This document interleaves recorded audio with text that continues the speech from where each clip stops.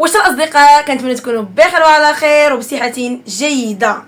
اليوم جبت لكم واحد القصه ديال واحد العائله اللي معروفه بزاف في المغرب وبين الجاليه المغربيه، عائله العزاوي فاميلي.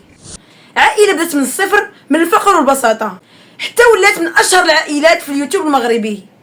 المهم خليكم على الانترو ونبداو نحكيو القصه.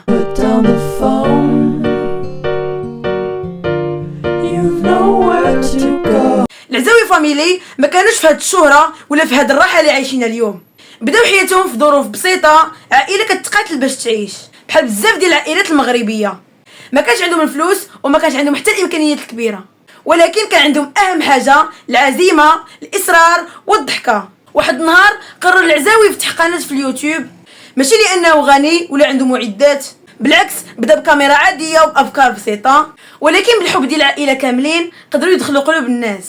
الفيديوهات الاولى كانوا عاديين، ولكن بالعفويه ديالهم والجو العائلي خلى الناس تفاعل معاهم بزاف.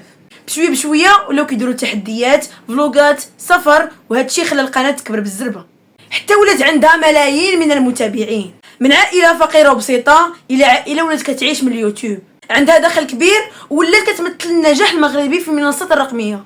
الغنى اللي وصلوا ليه ما جاهمش بسهوله، كان وراه تعب، صبر وتضحيات كبيره. اللي كيعجبوا المحتوى ديالهم وكاين اللي كينتقدهم وكيقول كيعرضوا حياتهم بزاف، ولكن العزاوي فاميلي كيبقاو مركزين على المسار ديالهم، كيجاوبوا بالفعل وبالمحتوى اللي كيبقى يجذب الناس كل نهار. ايوا اصدقائي، هذه هي القصه ديال العزاوي فاميلي، من البدايه الصعبه، من الفقر حتى للشهره الكبيره في المغرب وبين الجاليه المغربيه العربيه. قصة كتوري أن بالإصرار وبالعائلة تقدر تحقق المستحيل. قولوا لي في الكومنتيرات اش كيعجبكم كثر في العزاوي فاميلي. ما تنساوش ديروا لايك وابوني باش يوصلكم الجديد. نشوفكم في فيديو جاي ان شاء الله. تهلا.